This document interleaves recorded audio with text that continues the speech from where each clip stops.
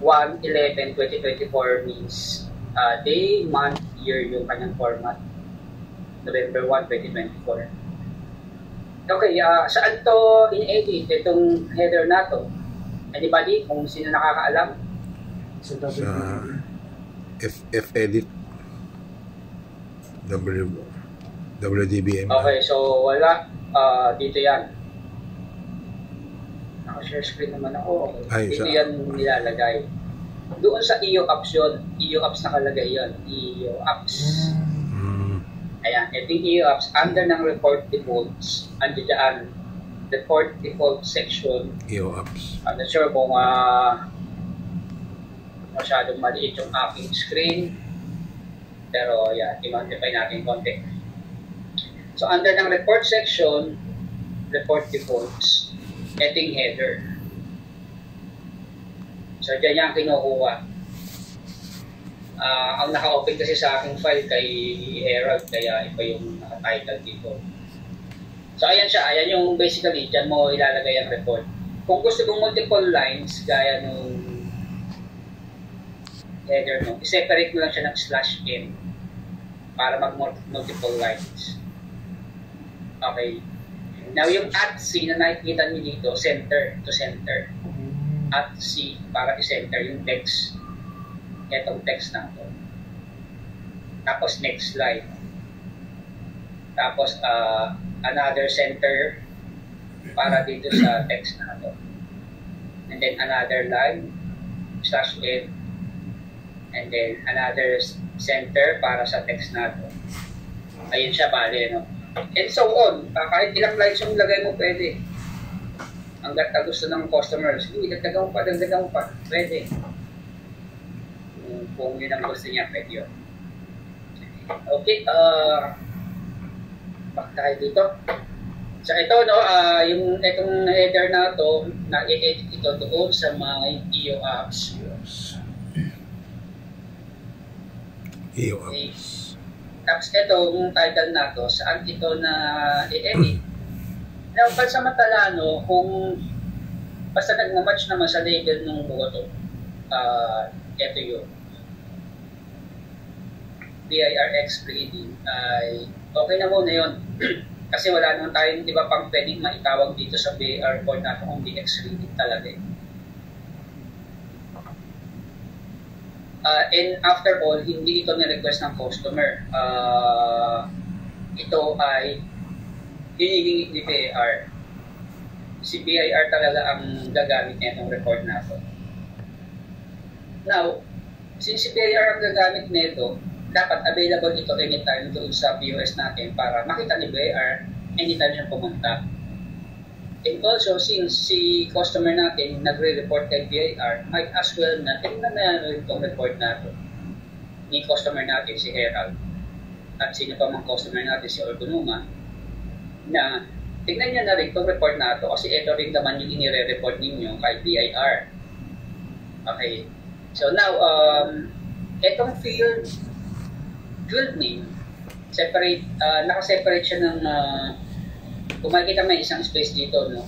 May lines, equal hanggang dito. Andiyan dyan yung field name. Field name at ito yung field value.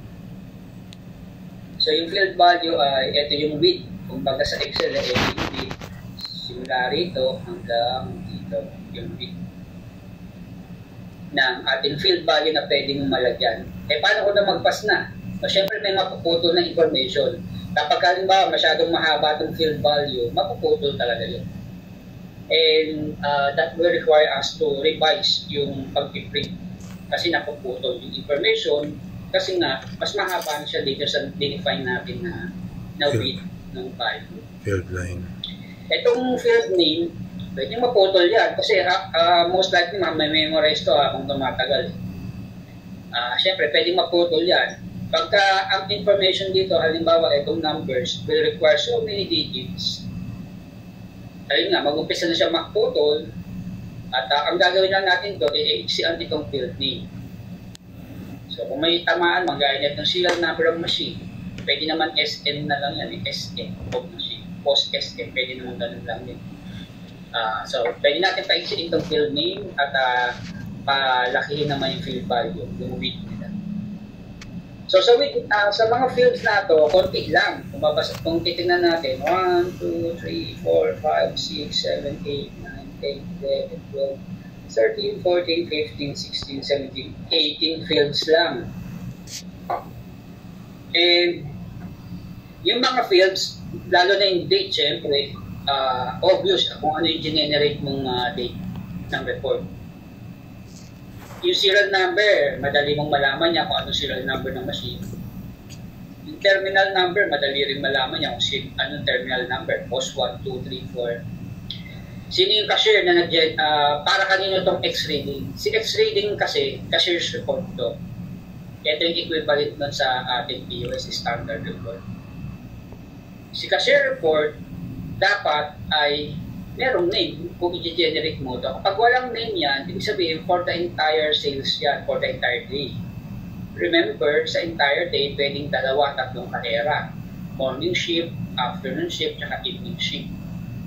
Since walang nakalog-in na kahera, ang ma-generate niya is for the entire POS, for the entire day. Sama-sama na kung 3 kahera man yung gumamit. Okay, so yun si kahera, no? Pakita ko lang, ilalagin ko lang yung kahera kanina, then generate X-ray. Ayan siya, so merong cashier's name. Now, siguro nagkataon na isang kahera lang ng ginagamit natin for testing. So same lang din yung icon makikita natin. Yan, okay. Ilalag out ko lang, then generate natin ulit siya. So wala na siyang cashier's name. Alright. Kasi nga itong X-Reading is intended for kahera. So ito yung benta ni kahera. Yan. Again, this report is for BIR consumption. Maaring si store manager, maaring ito ang i-generate niya. Yan. Pero pupuntahan natin ito mamaya. Pinakita ko lang na ito yung equivalent niya sa ating X-Reading. Yan. Ito equivalent yan. So, balik tayo sa X-Reading. Hanggang cashier's ID, alam natin yan, i-explain. Date, serial number, terminal ID. Then, ito na papasok na yung mga data galing sa POS. Gross sales. Ano ba definition nun? Dapat meron tayong mga definition na para maalaman natin kung saan siya kumukuha. Gross, andyan pa yung VAT. Kasama pa dyan yung VAT. At unti-unti tayong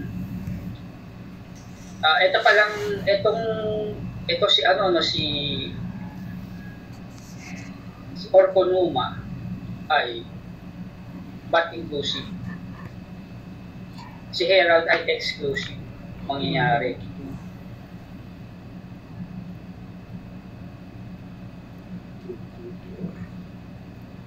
Kasi may discount na, okay.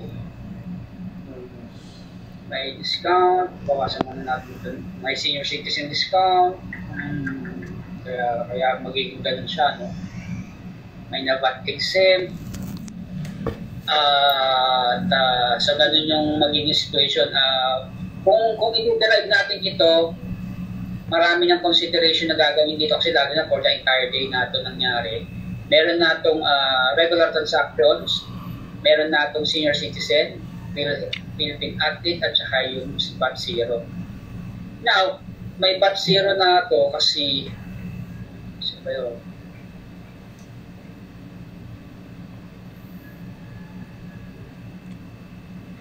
VAT zero.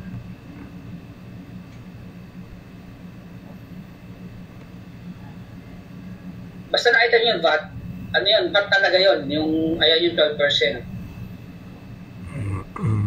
Pagka sinabing sales,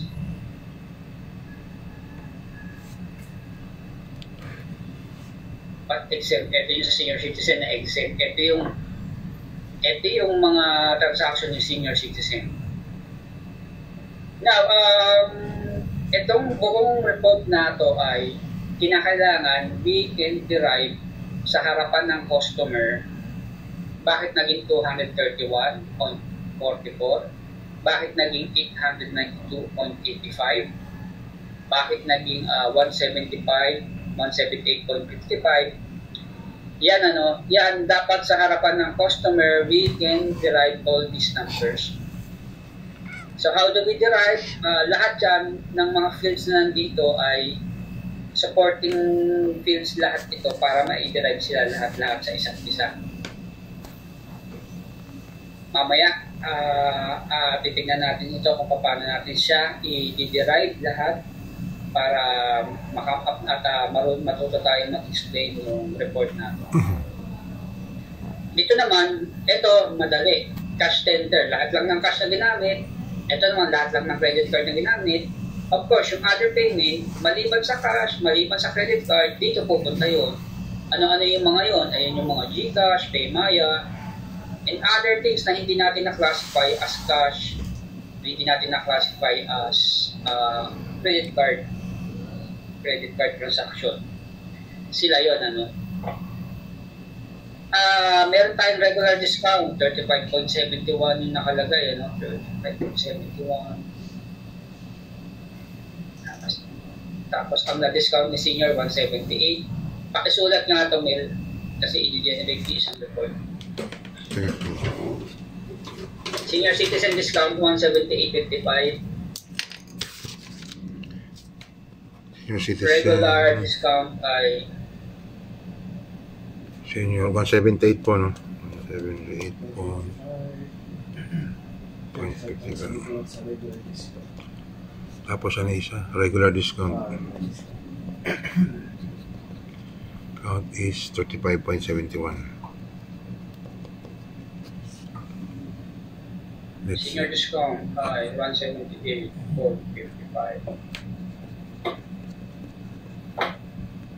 Cashier's report.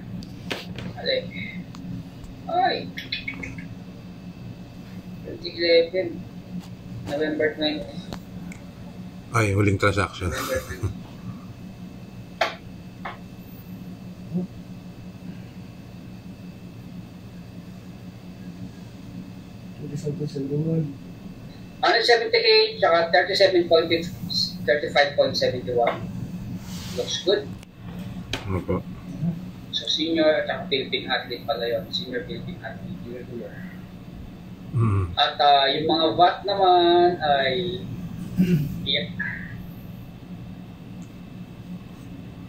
Now from here, ito yung cashier's report na equivalent ng X-rating sa BIR. Yung kanyang sales data, kung makikita natin dito, 1,874.30. Pero kay kanina, kay X-rating, 2,000 yung kanyang gross. 2,200. Pero yung kay cashier's report, ang kanyang rating na ay 1,800. Ito talaga yung binayaran. Natanggal na dyan, na-discountan na yan kung meron man. Natanggal na rin dyan yung exemption para sa senior citizen transaction. Natanggal na dyan. Kapati pala kung merong diplomat, natanggal na rin dito yung VAT. Ayan talaga yung binayaran, 1,874. Kung ito ay isang resibo lang, 1,874 yun. Ito yung binayad. Yung cash payment mo, 1,874.30 talaga yan. Okay, itong transaction na to is composed of regular transaction, tapos yung senior citizen, tapos yung Philippine athlete at diplomat. Now, pinakailangan mong ikip natin yung post-1 data na yan, itong ginagamit natin, kasi nagpa-generate ako sa iyo ng report from November 1, nagpa-transact ako sa iyo ng report from November 1 to, hanggang saan ka na ba? 20 po ngayon. 20? Opo.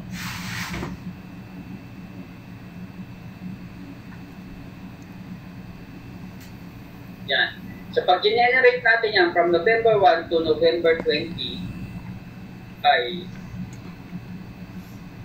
isa-sum up basically kung ano yung day 1 hanggang day 2. Day 20. Kung ano yung from end to nga yun. So isa-sum up lahat-lahat yun. Kung magkano yung benta ng lahat-lahat from November 1 to November 20. So ito na lahat yun. And then mga breakdown. Yan, ipoprove natin yan kung totoo yung report na yan, syempre. Okay. Alright. So, ipoprove natin na tama yan. Paano mo ipoprove? Eh, di puntahan natin yung day 1, day 2, day 3, day 4. I-add lahat yun sa isa. So, ganun natin siya ipoprove. Now, this time, kailangan mo nang gumamit ng Google Sheet dito, mail. Kasi, kinakailangan mong i-plot ito eh. Mahirap yata mag-add nito kung isa-isahin natin. Silip tayo sa kabilang report, silip tayo sa kabilang report, silip tayo sa kabilang report. So, kailangan day by day may plot na. Mahirap yun.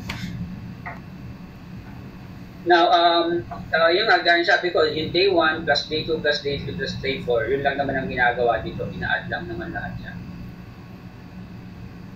Meron tayong non-cash na nagamit, 1.8. May credit card pa rin. Oo, may credit card. Yung sinubukan ko.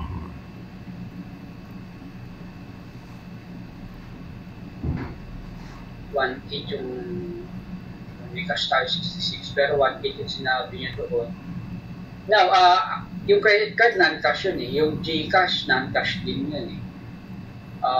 Pero ang ating cash dito 66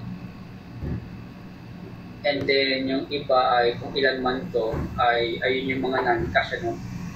Ang sabi niya kasi dito ay 1.8 1, 2, 3, 4, 5, 360. 1.8 nga. So, 1.8 nga ito. 1. 1.8 times 5. 3,600 divided by 2. 1.8. 1, 2, 3, 4, 5. Is equals to... Okay, mga tumama tao doon sa 1.8. Now, yun nga, ang ating gagawin dito is magiging expert tayo dapat dito sa report na ito. 1, 2, 3, 4,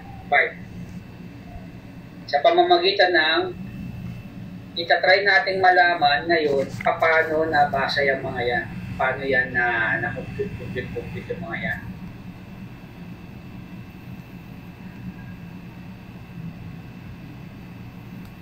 Okay. For this information, kinakailangan na natin kasi silipin yung mga transactions, maraming transactions na ito. November 20, more or less 20 transactions ito. Yan, more or less 20 transactions itong nandito ngayon. Kailangan na natin silipin yan isa-isa. But before that, pupunta muna ako dito sa cashier's report, yung equivalent ni Excel. Now, ang format naman ni cashier's report, so the same report header, magiging common na ito sa lahat ng reports. Itong header na binabasa sa EO apps under ng report defaults section. At yung mga title na yan ay pwede rin i-customize kung ano man yung report title na gusto natin ilagay. Nakita mo, sales analysis. Uy, saan dito yung wala naman sales analysis dito sa dito sa button kasi cashier's report yung tinignan ko eh. Ayun, sales analysis ang title. Kung ito, pinakita sa'yo ni print ito ni customer, ang pa-generate na ng sales analysis. Ikaw naman, titignan mo rin sa button, walang sales analysis report. So, hindi natin alam kung sino yun. Kaya kino-customize itong mga title. Tignan natin ito, si sales report. Okay, sales analysis din siya, pero this time with non-resetable. Now, it's a sales analysis report, kaparehas ni cashier's report, ay magiging magkaparehas sila sa portion after ng non-resetable. Hanggang dito yun. Kasi itong part na ito ang tinatawag na non-resetable. Yung part na yan. Ito naman ay first transaction number, last transaction number. So, first, last, 93, more or less 10. 11 transactions siguro ito, 11. Hanapin, 11 yan. Date to date. 1, 2, 3, 4, 5, 6, 7, 8, 9, 10, 11. 11 transactions. So, kinakailangan kasi natin tingnan talaga yung transaction para ma-verify yung mga itong fields. SOD count kasi apente na ngayon, November 1 to November 20. Yan. Open reading mo yung kahapon, kung magkano man yung kahapon. Yung kahapon kasi, andito nakalagay yun. 65, 937, 28.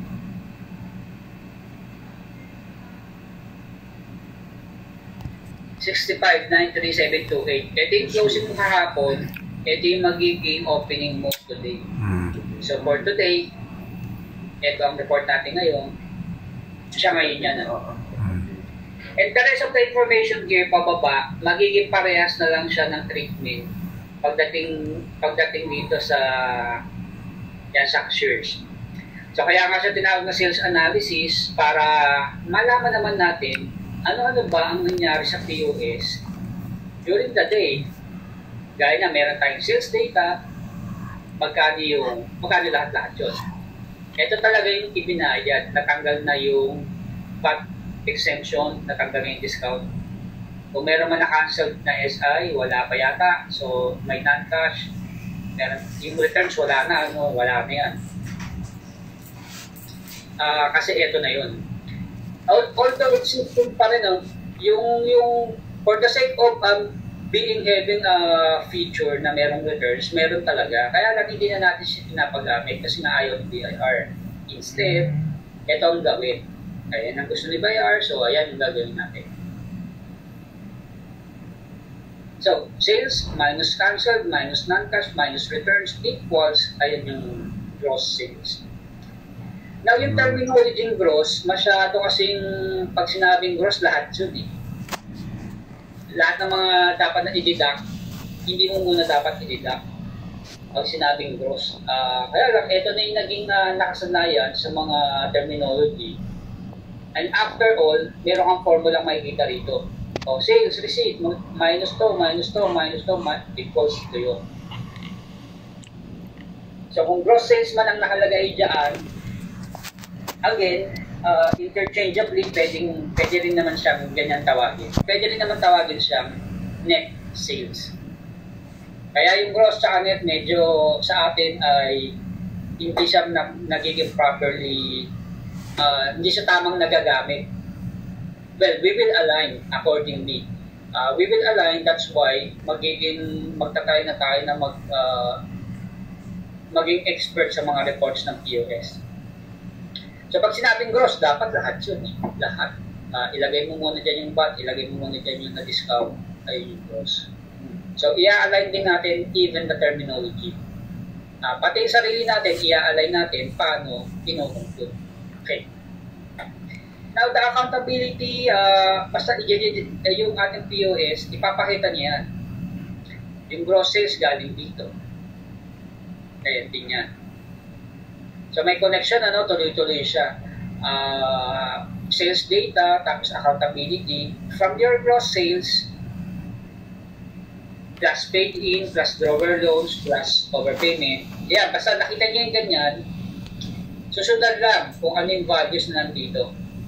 Minus paid out, minus drawer paid out, equals theoretical deposit.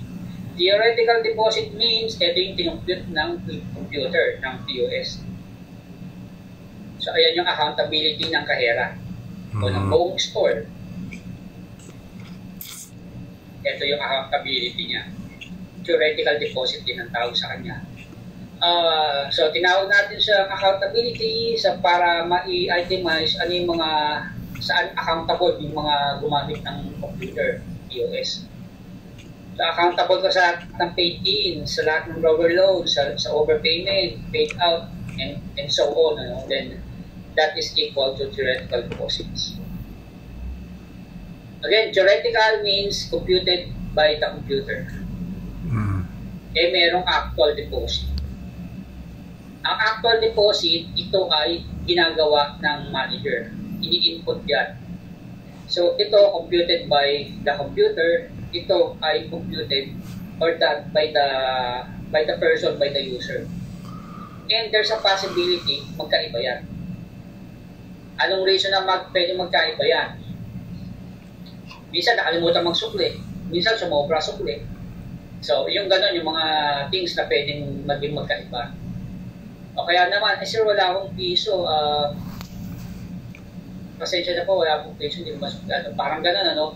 So, kulang yung sukli niya. Kaya pagka binilang yun ng manager, sobra siya ng piso. For the whole day, ilan yung transaction na yun na maaaring meron magkaroon ng error talaga. So, doon natin makikita yung overshot. As computed by the computer, ito yun. As counted by the person at in-input sa POS, ito yun. Ito yung overshot. So, ano yung difference nitong dalawa? Is either over or short. Ganun siya bali. Now, for the statistics, ito binibilang lang naman, ilang transactions tayo? 11 transactions tayo. Magkano yung total nun? May nag-item point ka ba? Ilan ang count nun? Nung na-total, kasi pwede tayo mag-item point kahit na-total na but I think hindi natin siya ina-allow sa setup ng POS kung during the operation. But pwede ma-configure yung POS to allow it. Ito namang after store, ito yung after save. Na-save na yung sa Herald, na-save na siya and then nag-perform pa item point. Yung cancel naman, ito yung cancel transaction na pagka nag-punch ka, tapos cancel lang, ito yun. Ganun din, during the total, pwede pa rin siya i-cancel, tapos nung nag-save ka na, pwede pa rin ma-cancel kung i-araw na rin. And then returns and refund are the same. May returns tayo. Returns. Then ilan yung guess? By default, one transaction, one guess. Kung hindi tayo nag-i-input, by default, one yun. Kaya meron ka rin 11 dito corresponding dun sa 11 transactions. At magkano yun? So, sa restaurant, hindi ito magiging 1 lagi. Pwede 2 sila, 3, o kung ilan man sila. At syempre, magkakaroon ka ng average guest sales. Bali, 1.8 divided by 11. Ito yun. Parang average sales per guest, per customer, per head. And then, yung iba ay transaction type. Now, inuna ko tong report na to kasi mas madali itong maintindihan kumpara sa BIR. Sa BIR kasi merong diniderive na data. Ito, straightforward. Kung anong pinansak mo, pinapakita lang niya sa'yo in another form. So, meron kang 11 transactions, 2, 2. Meron ka rin dito transaction type 11, 1, 8. Ito kasi, ang pinagbasihan nito ay kung magkano yung presyo ng item, 200. 200 na tayo, 200 siya. Kung ilang transaction man yan, 200. Kaya kung pare-pareha sana yun, madali tayong mag-compute. Yun, kasi 11 transactions siya yun. No? Yan, kung 11 yun, kaya siya naging 2 kasi pinagbasihan dito sa report na to, itong regular sales other than transaction type by items, 2. Ba't hindi magkapareho? 11 din naman itong transaction ko. So, by the way, ito ay item count to, no? Kaya siya tinawag na by item count. Kaya lang, 1 transaction, 1 item yata tayo. Apo, nga, tingin isa. Oo, kaya naging parehas, ano? Again, sabi ko nga, magkakaroon tayo ng report realignment. Kasi, confusing, no? Bakit 2-2 tapos ito 1-8? But anyway, we can explain kasi ito pinagbasihan price. Ito pinagbasihan, natanggal na yung discount, natanggal na yung VAT. Hindi pa po yata tapos yung 20 para nasa PH, nasa ano pa? Oo, tapos ang count na ito, yung 11 items ito. Opo.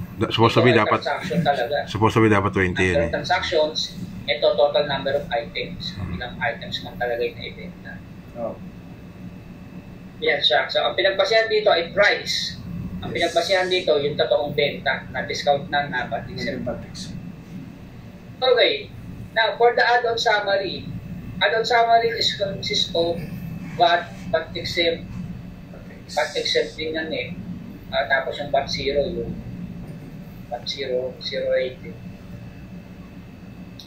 Parang wala kang makikita dito kasi 0 nga eh. 0% is 0.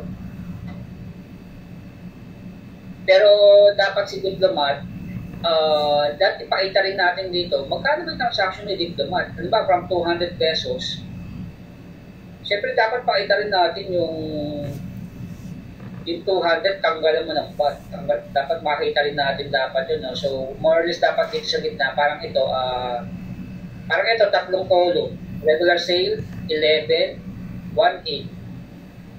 Siguro dito, para madali rin din tayo mag-compute, part ng report realignment natin, ipakita na lang dito yung total amount ng magkano 231, paano na compute yun. Basically, 12% yun ng anong number. So, dito natin ilalagay sa gitna. Ganun din naman, si BAT 0, wala kang makikita kasi 0%, pero pakita naman natin magkano yung sales niya. Kasi otherwise, papalikan mo itong journal, hanapin mo yung lahat ng Diplomat. Kung 1,000 transactions yan, ilan ang Diplomat na hanapin mo para i-compute isa-isa. Kaya ang gagawin natin doon ay as part of our report, alignment, idadagdag na natin dito sa gitna magkano yung sales nyo. So total ng iyong report na VAT mo na i-remit kay BIR is 124.29. So 231, magkano yung VAT exempt, tapos so ayan siya. Ito yung i-remit kay BIR. For the discount summary, again, ito galing kay senior citizen, ito galing kay victim athlete, pinotal lang. Yung cash payment lang ang ginamit, so ayan na siya basically. And so on, itong close reading, bakit may close reading pa dyan? Meron naman dito sa taas. Ayun din yan, kaya lang yung isang customer before ay gusto niya makita dito sa ilalim ng close reading. Kaya nireprint lang yan dito. Pero yung close reading na yan ay galing lang yan din dito. Alright. Now, yung data na nandito, November 1 to 20, ay gagamitin natin niya para makapag-analyze tayo ng report about this two. Ito pa yung tatlo, sales,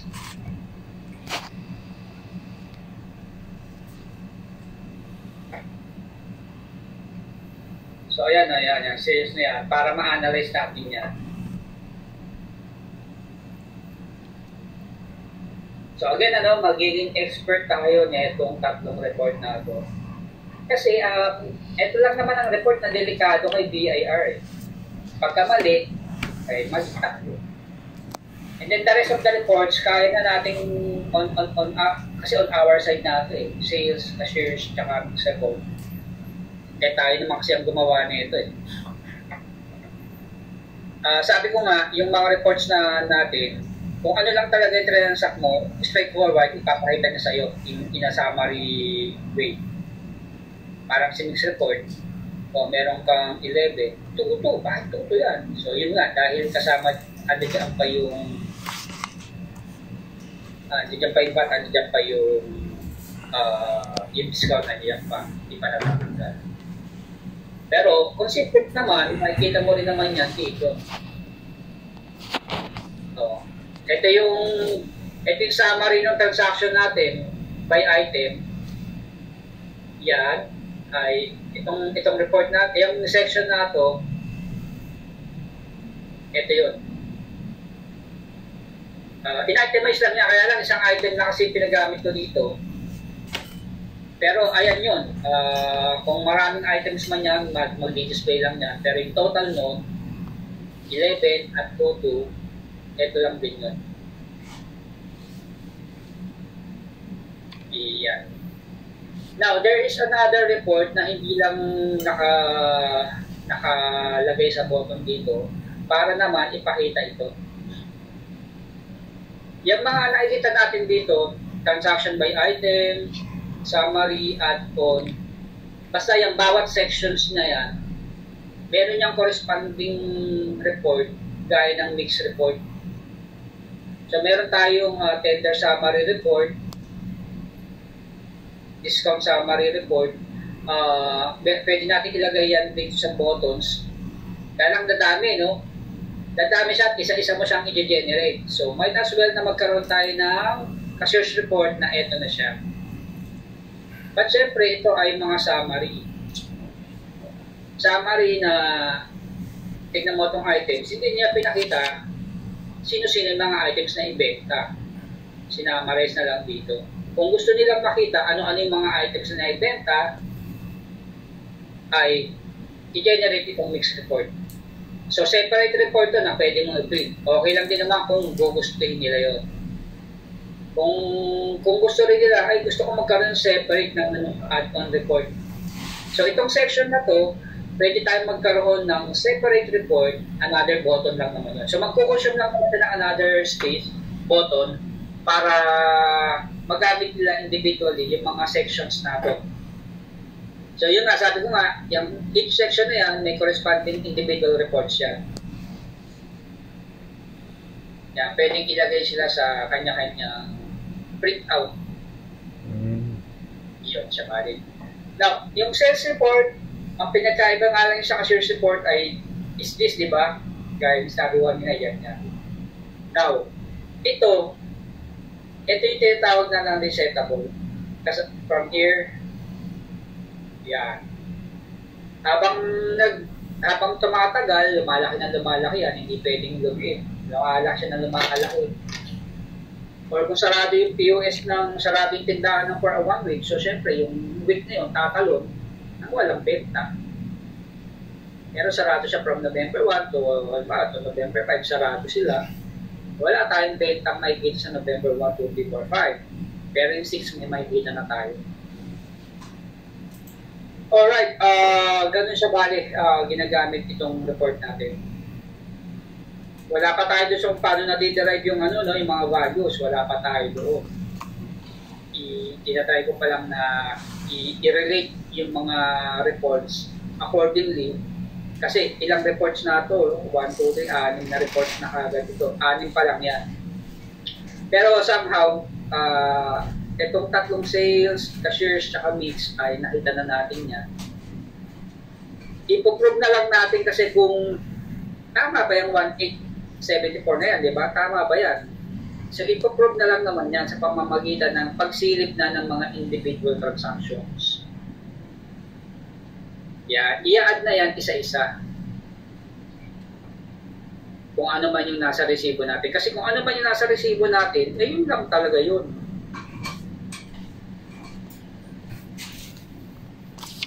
Ayun lang talaga yun. Diba, nakita rin 2,200 sa report. And titignan lang natin ito 200. Ito kasi madali, kasi para nga lang mapadali yung ating pag-generate ng report. Pare-parehas na lang. Isang item, tigli 5. Kasi times 20, di 4 na klaseng transaction natin times 5 items. So 20 items lang yun at 20 transactions lang din. Kaya yung 200 times 20,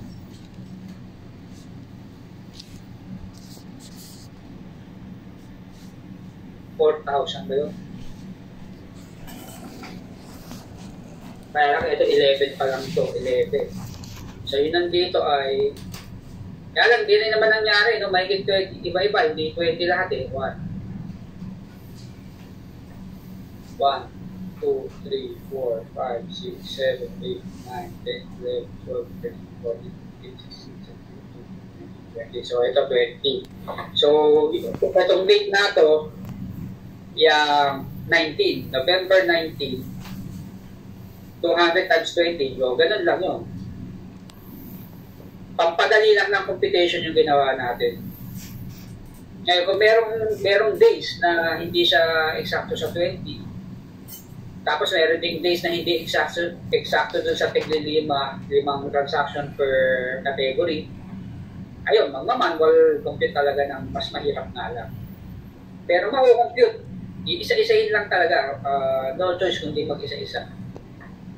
Kasi kung tayo ay ginawa natin to, nag-start tayo ng okay, limang transaction talaga para sa regular, 5 transaction talaga para sa senior, Kasi yung mga ganon, mape-pre-compute na muna natin.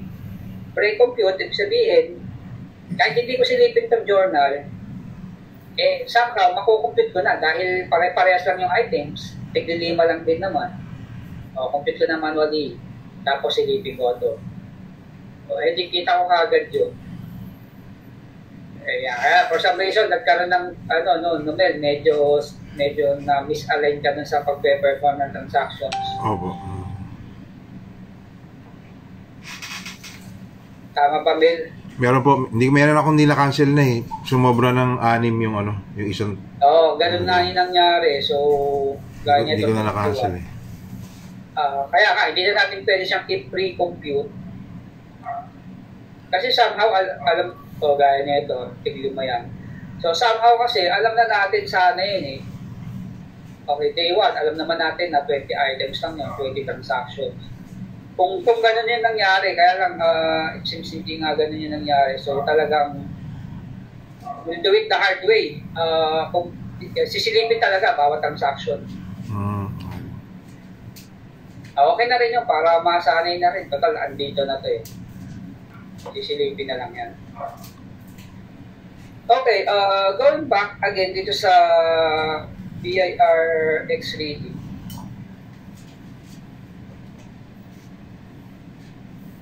Now, yung ating third orange na piece dyan natin itatry muna na mag-transact, one transaction, one item. One transaction lang, and then right away generate ng report. Kasi, alam pa natin kung paano nangyayari, paano mag-transact, alam pa natin at doon natin siya makikita isa-isa doon na magkakaroon ng value to.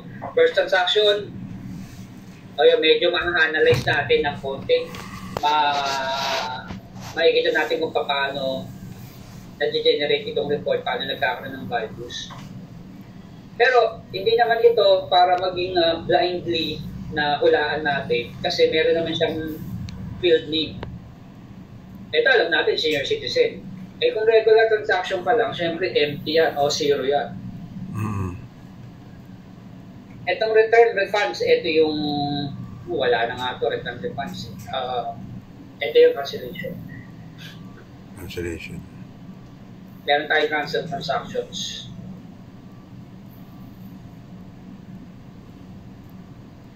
Kung hindi naman, kung regular transactions lang, wala rin to, zero din to. Kung Philippine Update yan, magkakaroon yan. 3571. Parang natatandaan ko, well, pinagawa ko na ako sa'yo, di ba? Nung umpisa pa lang, Opo. Yung una pa. Well, Yapa. Ano ba? Ano ba? hindi pala ako naririnig, kanina pa. Hello? Naalala mo pa to nung pinagawa ko sa ito? Opo, Brad. Tulog ka na ba dyan?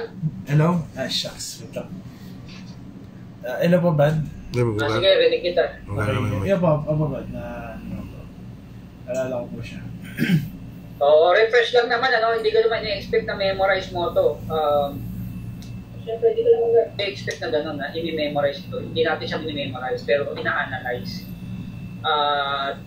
Kaya siya, ang terminology dito ay analysis. Yes. So, ina-analyze din siya. Kasi sa dami ng transaction na nangyari, malalaman mo ba yung lahat-lahat? Obviously, ina-analyze talaga. Yung ganyan. Pero somehow, meron tayong konting knowledge about how the generate is being reported. Kasi pag ito tinignan mo ito, sabi niya, transaction type by item, 2. Sabi naman dito, transaction type summary, 1T.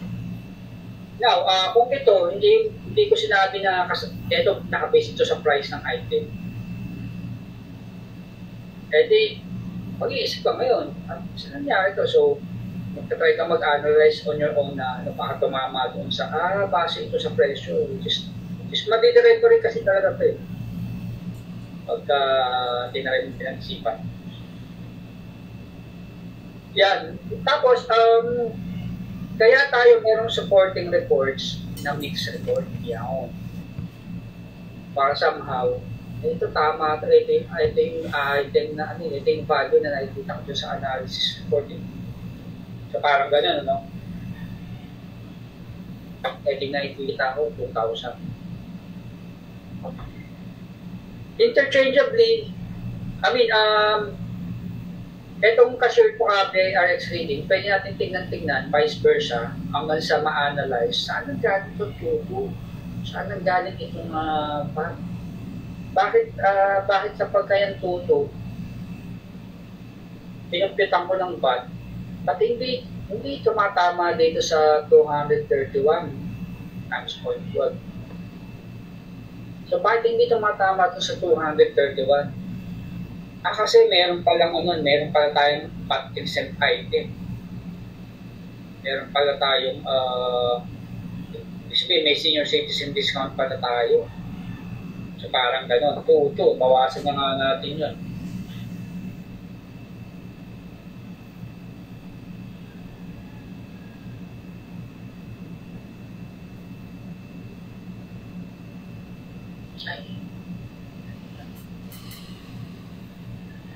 Tuto, divided by 1.12 minus discount 178.55.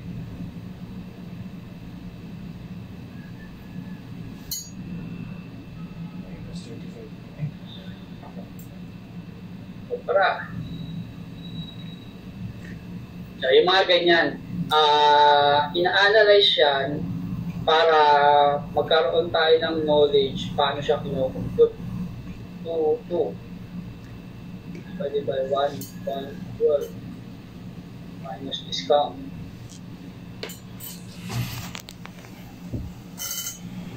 Pwedeng bawas.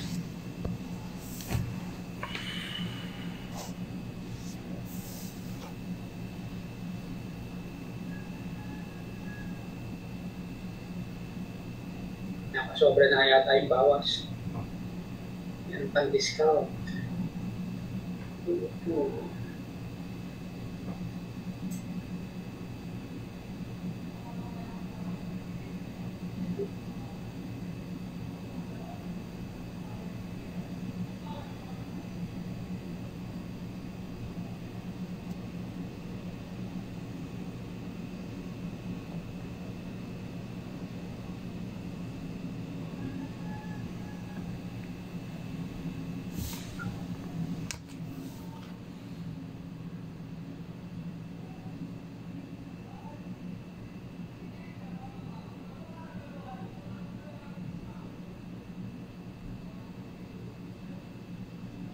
Okay, so parang ganyan, no? 231.44, 231.43. Hindi niya pala to talaga sinasama kasi nga part na ng VAT exempt sales yung kanyang non-discount. So, kunin yung tanggalan mo na ng VAT tapos tinanggal tong discount ni Philippine Athlete para ma-derive yung mismo, yung mismo niya. 231. Okay, ngayon, what times makakakita tayo ng 231.40, 43, ito 44. Yeah, nakakakita tayo ng ganyan kasi dahil sa rounding,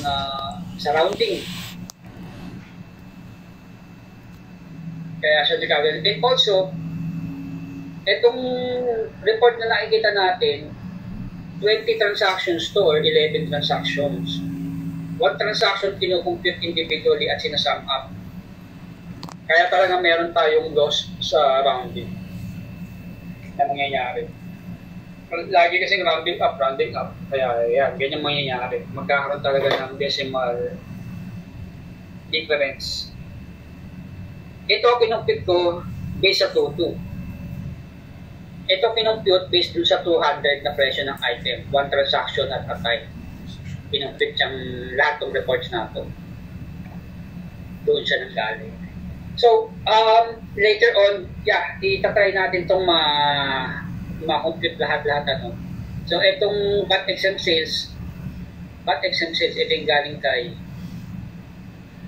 but exemptions, galing yan kay senior, at tingin ko galing din yan kay diplomat, kung may diplomat. Kasi exempt din naman ang tawag ko. Oo. Ayun, ganun siya. Now, para hindi tayo mahirapan, one transaction at a time ang gagawin natin. Perform ng one transaction, generate ng report, and then analyze. Pero ikikip natin yan, yung POS1, yung orange, para meron tayong mapapalikan mamaya, kasi i-generate natin yung 1 month. So pagka ito, generate natin 1 month, explain mo yan. Lahat siya. Okay ba yun? Sa inyong dalawa? Sige po. Sige po. So remember, walang ibang kaya mag-explain nito sa customer, kundi tayo lang talaga.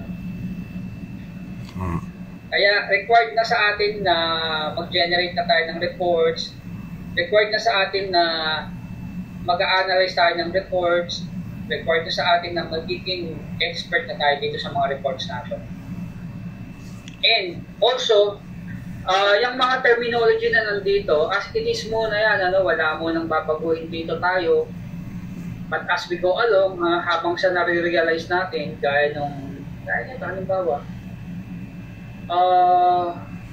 ginamit na naman yung gross sales. Matapos mong tanggalin ng lahat ng mga dapat tanggalin, tinawag mo pa rin siyang gross sales. Dapat net sales na yun. Dapat net na eh. So, iaalang din natin yung mga terminology na yan as we go along. At madali lang siyang gawin. For example, itong sales analysis na yan, yung sales analysis na yan, may corresponding report number to eh. Remember, marami tayong reports, ang ginagamit lang natin, a few lang, yung gamit na gamit. Itong sales report na yan, meron niyang corresponding na report number. Yung sales report na yan ay, meron siyang corresponding report number.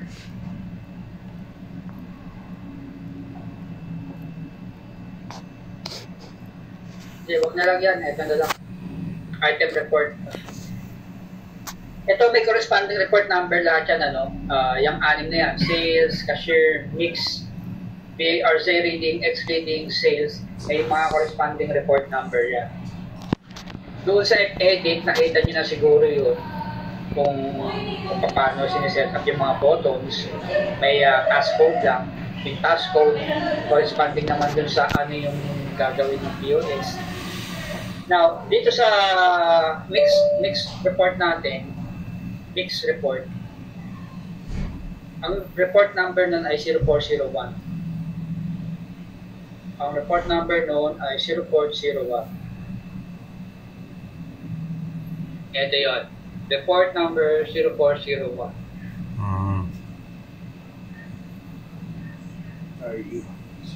Para makita natin kung saan ba at paano mababago yung mga terminology ginamit sa kanyang report, ay syempre meron tayong tinatawag na itong 0401, syempre meron tayong tinatawag na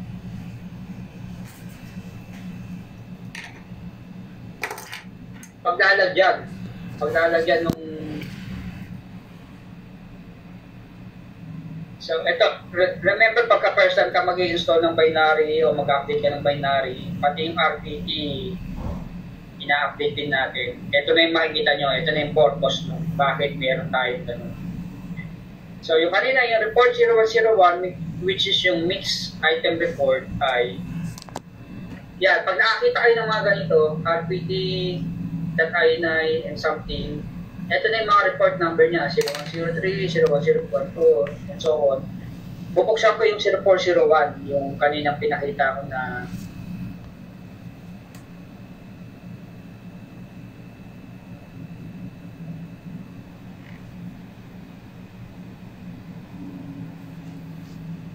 yun pala. Okay. So, meron tayong yan. Tingnan natin yung report. Product mix. Description, quantity, amount. Product mix, description, quantity, amount. So, dyan siya kino-customize. 0 for 0. Dali lang, ano, diba? Ini-edit lang. Ini-edit lang siya. Yung kanina, yung sales analysis, 0429 yun. So, 0429, edit lang natin yan. Open ko lang para makita natin. Ayun, ito, sales analysis, sales data, sales receipt, minus non-cash, minus returns. Itong gross sales, papalitan lang natin yan ng terminology. So, ganun lang siya simpleng palitan ng mga terminology. Kaya hindi siya masyadong dapat pinoproblema. Kaya lang, syempre, pag nakita ito ng customer, tinanggalan niya na ng lahat. Gross pa rin ang tawag nila. Ganyan po kasi nakalagay sa printout. Pero i-align na nga natin para naman hindi tayo sabihin na well, of course, hindi naman tayo mga accountant or background natin ay accounting. Kaya sumasablay talaga sa market. Okay. So, pinakita ko lang kung paano ko yung customize yung report natin dun sa mga labels na nakalagay. Yan, sa mga labels na yan.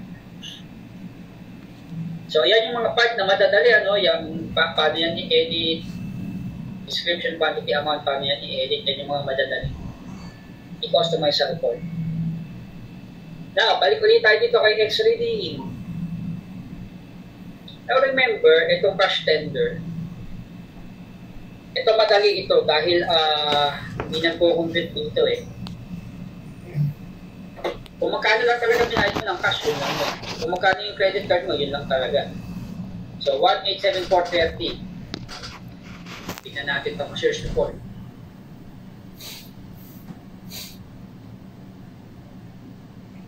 O, yun lang talaga kasi hindi naman ginamitan ito ng credit card o ano pang payment. 1,874.30. 1,874.30. Paano pag ginamitan mo ng credit card? Tanda mo ba, Mel, anong day ka naggamit ng credit card? Siguro bandang kalagitnaan niya tapos.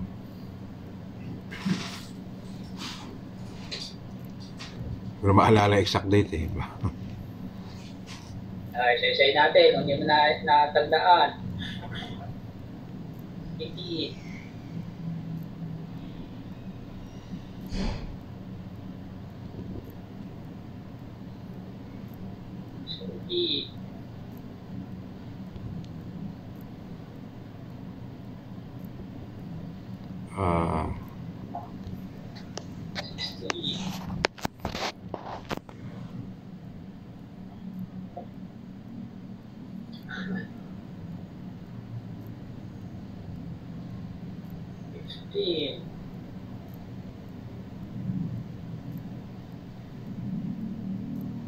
Puro 11 yata yun.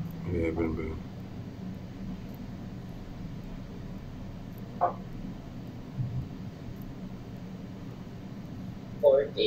Kailangan natin November 1.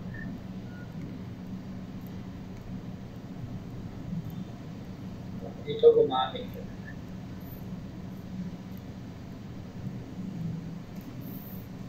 Enter 2.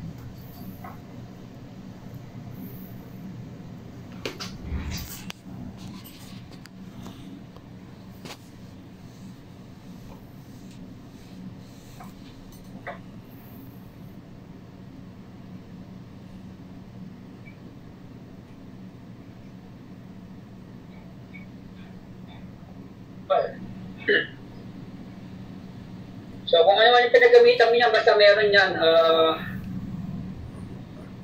hindi natin mahuli agad. Medyo matagal eh. Bandang gitna po yata yun. Gosh.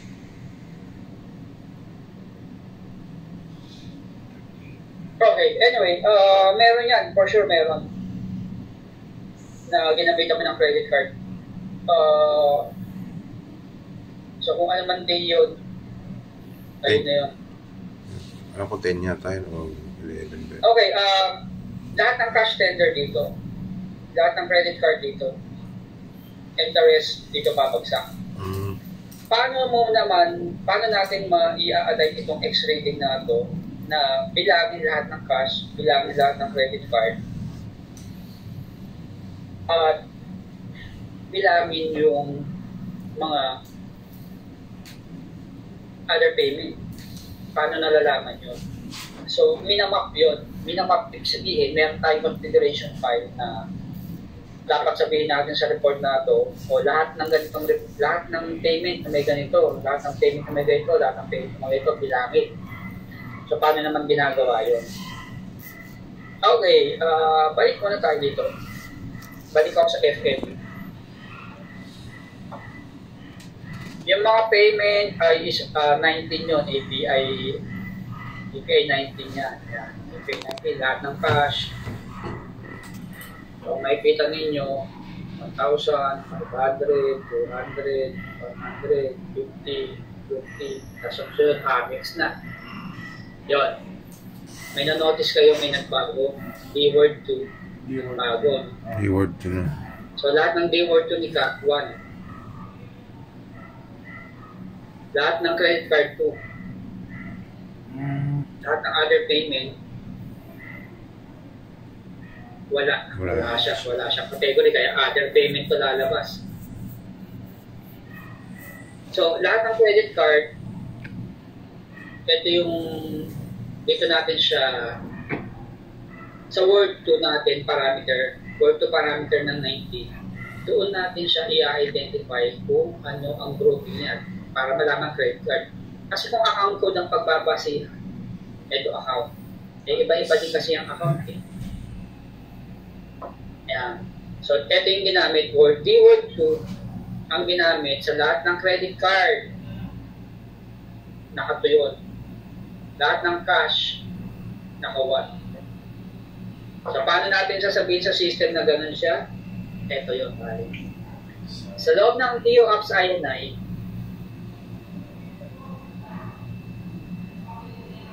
sa loob ng TOAPS INI, meron tayong section 0493. Si 0493, applicable na yan kay X-rating, applicable na yan kay sales summary, applicable na yan kay Z-rating. So lahat ito BIR report kanina. BIR X-rating, BIR sales Z-rating, at BIR sales report. Report section 0493. Yung section na yan, dito natin siya ini-align kung paano natin gagamitin yung mga payment. Okay. So, ito yun. API 19, API 19, API 19. Okay. Ito ay for cash account code. Ito for credit card account code. S is for cash, C is for credit card, O is for other payment. Zero ginamit or walang value. So, balikan natin si F-edit. Kita nyo si F-edit kanina ay yung cash niya, D-word 1. Pagdating kay Amex, credit card 2 na siya. Pagdating kay Gcash, walang nakalagay or zero. Pagka wala, zero ang value nyo. So, dito natin siya inilalagay or ina-align. Kapag tinignan natin yung report, gumamit ako ng credit card, bakit napupunta lahat sa account, sa other account? Napupunta sa other. Ibig sabihin, hindi lang nakaset up sa FKD. Ang FKD ng credit card, hindi lang tama yung nakalagay dito compared dito sa compared dyan. So, lahat ng credit card, dapat may value yung D-word 2 na kung ano man yun nandito. Or vice versa. Kung ano man yun nandito, dapat yun yung nakalagay sa mga credit card, D-word 2. Ayan, D-word 2. Kung ano man yung nasa INI file for credit card, dapat ayan yung nakalagay din sa kanyang D-word 2. Kung ano yung value nito. So, hindi ito fixed value, no? Pwedeng gumamit ng anumang value basta ayun din yung nakalagay sa F-edit para magbilang yun. Okay? Now, may mga entries dito na pwedeng palitan on the fly, pwedeng palitan na hindi makaka-apekto sa may report.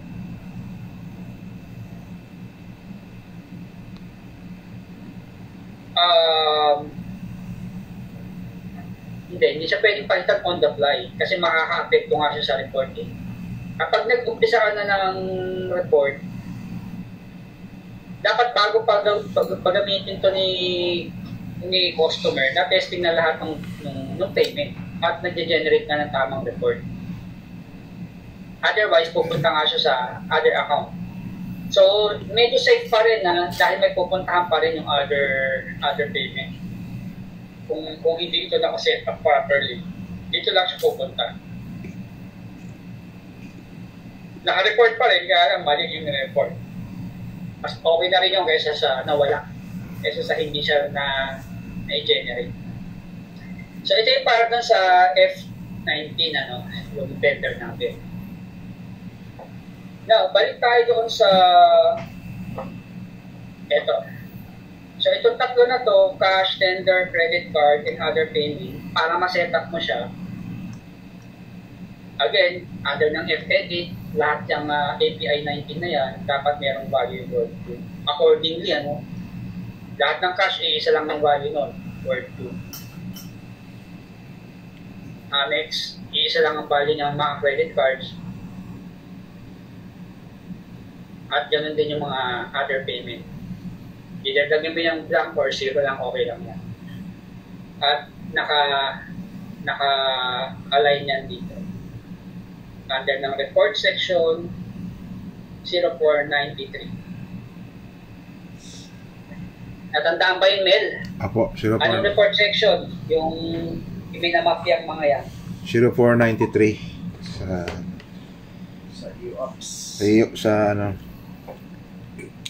sa report section. Siyempre, ikaw nang susunod ng tatanungin. Dapat alert ka na. Ito, saan ito minamatch? Yung sa D-word 2 po. Yung D-word 2 ng? Yung API code ng 19. Okay. Alert din tayo. Alert. Otherwise, lahat na pupunta sa other payment. Opo, now, not necessarily, kasi kapag ka naman nagkaroon ng value, kaya lang naman pupunta sa other payment kasi ito naka-zero. Pero, kung itong cash mo, ay, of course, kung wala itong value, yung zero din. So, pupunta sa other payment. Ito rin, kung wala itong value, pupunta sa other payment. Pero kung naglagay ka na ibang value dyan, pupunta rin sa other payment pala. Kasi ang nakalagay lang din sa atin, ang nakaset up sa atin ngayon, 1 and 2. Any other value na ilagay mo sa D-word 2, ito yung pupunta. So ito, whether may value yan, okay, lagay mo ng 3, 4, 5, 6, basta wag lang 1 and 2, pupunta na yan sa other payment. Okay, cash and credit. credit. 1, 2, 3. Tapos, kasi ito, kailangan natin i-simulate ng transactions trigger. But anyway, na-compute naman natin itong bat amount. Kasi may complicated na transactions, di ko na maalala pa paano yun. Kailangan yata mayroong diploma transactions para medyo mahirap na konti. So anyway, ito na-compute naman natin. Bakit ito ay 231? Kasi kung straightforward, titignan mo yan, or gross sales 22. Divide ko lang yan sa 1.12. Para makuha ko yung back niya times 0.12. 235. Tama, 235. Yung pala, dapat i-deduct pa itong regular discount. 35. So, 22 divided by 1.12. So, ganun lang naman yung kaya sa analysis at tinatry mo lang based on your basic knowledge about the report, pinatry-try mo lang din siya para ma-derive. Kasi remember, pag nasa store ka, hindi mo na pwedeng simulate one transaction at the time to generate ng report. Hindi naman ganun tayo mag-analyze ng report. But this time, kung ano yung mga values na nandito, yan lang ang paglalaroan hanggang sa ma-derive mo yung ito na yun, 231.44. Tapos i-complain lang, bakit ito 44, kung ito 42 o 42? Yun lang ang sasabihin nun. Kasi ito, yung 2 kinumpit natin one time. Pero kaya yan naging 2 galing yan sa 11 transactions. Yung 11 transactions kinukumpute yun per transaction tapos ina-add. Kaya magkakaroon ka talaga ng decimal difference. Ganun yung pag-compute ng reports natin. One transaction at a time. Ina-add lang yung mga individual transactions. 231, yes. Kaya may experience mo talaga yan na mayroong decimal Difference. discrepancy. Okay, now, BAT exempt sales. Sino ba ina-exempt natin sa sales? Sa BAT, si senior lang naman yung ina-exempt natin. Senior and diplomat. Ay, hindi, Si diplomat, diplomat, oo, ina-exempt din natin siya, no? Simulan ba tayo? Sales. Okay. Now, si diplomat, ina-exempt din siya kasi exempted na sa BAT. Ito, senior citizen. 178.55 is 20% of what number? So, magkano na 178?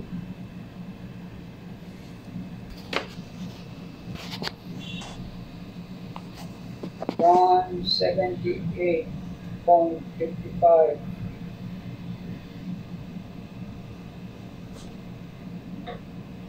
Ito rin pala yun.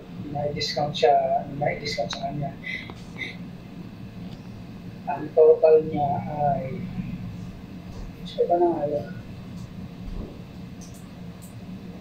sales, tama, sales. Hindi siya VAT value sales talaga. Ito yung benta kay senior citizen. Tapos ito yung discount. Ito yung discount niya. Dapat ipakita rin dito ano yung VAT na natanggal sa kanya. Dito siguro yun.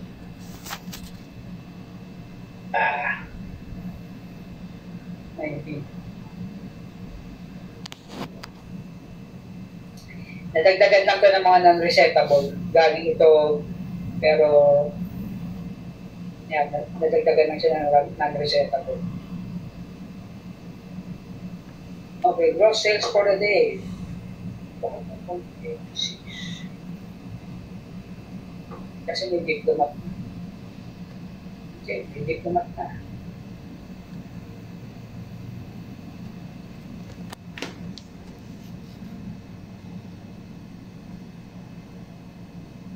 $3,892.86.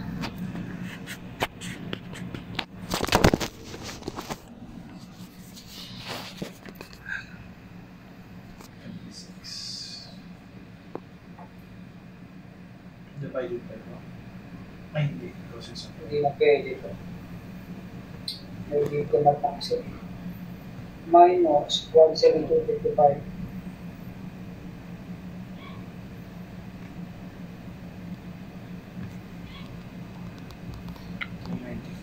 Hindi na pwede dahil may diplomat na kailangan tanggalin mo ng diplomat.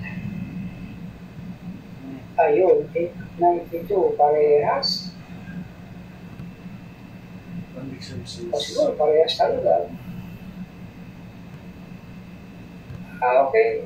3,892.86 minus 3,892.86 na siguro. 892. 892.86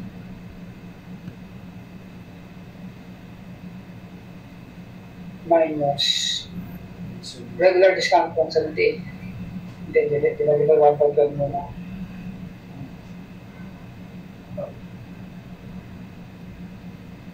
Minus 178.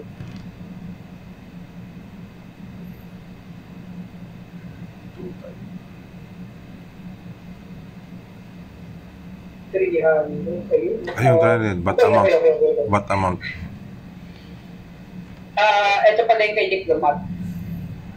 Well, kasi siyempre, same transaction lang naman kasi yung ginagawa natin. Yung pinagawa ko sa email, same item, same number of transaction. Ito tinanggalan ng 12%. Ito rin naman tinanggalan ng 12% talaga to. So, ito yung transaction ni Diplomat.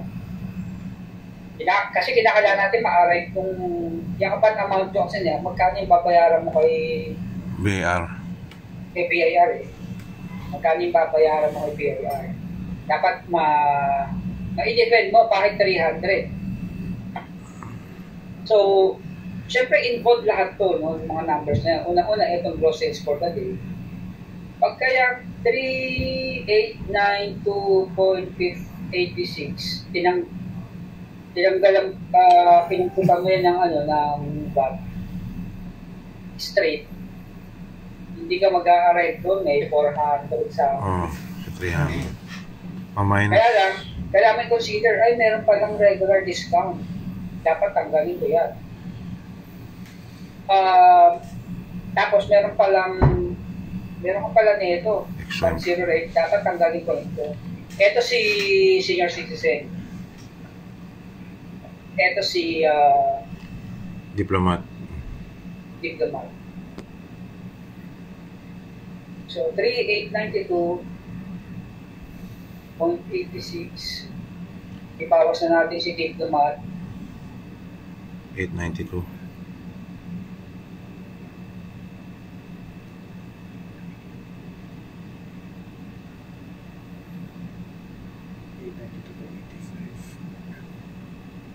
Ipawas natin yung regular transaction. 175, 150, 78.55 times 0.12. 1 divided by 1.12 times 0.12. Tama ba? Mali. Ikaw nga mag-compute well kanina. Paano ba na-compute ko? 3892.86 divided by 1.2. Ay! Minus pala. Tapos yan, divide mo na by 2. 2678 minus yung regular discount. Ay, nakal. Hindi ko lang multiply ng 12. Ah! Okay, so ito siya, 300. Now, ito ngayon. Bakit ko tinatanggal ito? Ba't siya tinatanggal? Bakit siya tinatanggal din? At ano yung timing na i-deduct ko siya? Ano yung timing now? Unang-una, kasi gusto natin indirect itong VAT, yung VAT na yan is 12% ng dapat na batable items. Dapat na batable. Alam naman natin na si Diplomat naman, alam natin dyan ay non-VAT talaga siya. Ito yung sales niya na generate niya. Ito yung 892.85. Galing yata yan sa 1,000. Kasi 200 times 5, 1,000. 1,000 yun yung demand transaction. 892.86. So, ayun yung transaction ni Diplomat. Yun, may record na tayo ng transaction ni Diplomat. 892.86 dapat eh. Kasi galing niya sa 200.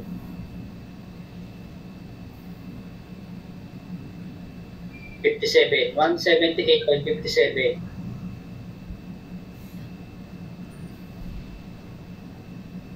Mm. 892.85. Kasi nga, one transaction lang naman tayo at a time pag nagpo-compute. Okay, so dinirect natin itong 300 sa pamamagitan ng galing din sa gross sales, pinoconsider natin na meron Diplomat transactions, pinoconsider natin na regular discount. From 3892.86 gross yun. Kaya lang kasama dyan si Diplomat. dapat tanggalin si Diplomat kasi wala namang patrol si Diplomat. Kaya natin siya tinatanggal. So from 3892.86, yung portion ng 3890 dyan, sa dahil may Diplomat, ibig sabihin, may portion dito na value na wala namang pat na. Kasi yung transaction ni Diplomat wala talagang pat. Tanggalin muna natin yon sa pamamagitan ng i-minus mo na yan, 892.85. So, ibawas mo na yon. 3,001. So, ito na yung battable item. But not right away, no? Kasi meron tayong dapat i-consider pang naging discount ng regular. Si Philippine Athlete, 20% siya. Tapos, battable siya. Si Senior Citizen, at exempt yun, gagaya ni Diplomat. Diplomat. At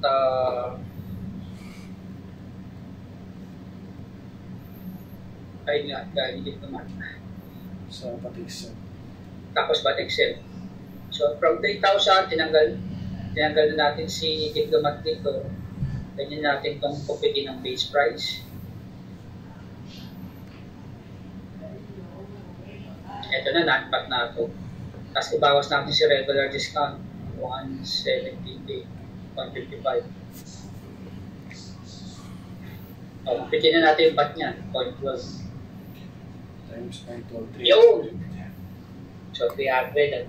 3,000. Ima-minus pa yun. Now, ito ay November 19. Kung pare-parehas yung transaction ng mail, dapat Sa 18 baka ganyan din pa pareho. Ay, 18 ba o 7? ayun. Yun.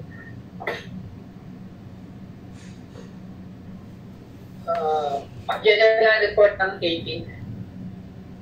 18. Ayun na. Nag-appear na pala doon eh. Naglalag lang. Naglag. Okay. Yan pa. Kaso hindi siya nakakonect. Oo, kasi parehas na yan dahil parehas na yan. Pareha ba? Re-reconnect ako, hindi ko na ma-access. Brad. Parehas. 18. Oo, kasi parehas lang, di ba? Dahil Apo. ang pinag-transact ko sa'yo, parehas eh. Oo. 178.55, 892.86. Kaya hindi na kailangan pag-isipan ito dahil pero kukuha tayo ng ano na magkaiba. Yung day 1 yata iba eh. Tagal nito. Sorry, connect.